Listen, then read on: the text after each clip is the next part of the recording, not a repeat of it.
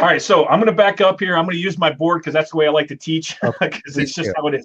So the Leadership Flywheel, I put it down, and this is our flywheel. For those that are watching, I'm going to try to write it as big as I can, but hopefully we can have the notes and everything else, and it'll all work together. So there's 5 phases inside of here.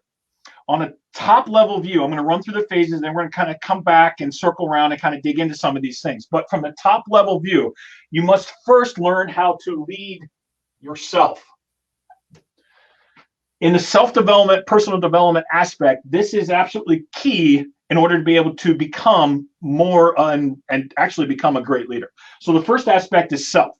The next one is you have to learn how to become a good leader in management. So I'm just going to write the word management here. So we have self, and then we have manage. The next phase in here is becoming a leader of followers. This is where your influence starts.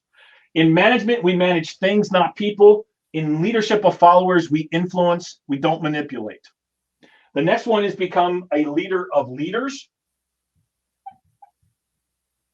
And then the last one is we become a leader as a mentor. So I'm going to call it a leader of mentors. All right. And in each one of these phases, the way that we begin these things is we have to start with ourselves and learn who we are in order to be able to go into each of these components. All right. So we're going to dive in and we're going to dig into some of these things, but this is the key element of where we're looking. Now, the one thing that I want to say in here is inside of most of our lives, most of where people are at, and if we're even doing this part of it, this is a very small minority of the individuals, most likely a large majority of y'all that are listening to this.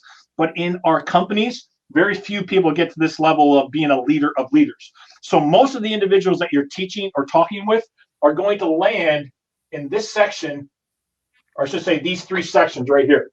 So this component here, these 3 phases, is where most individuals live their entire lives.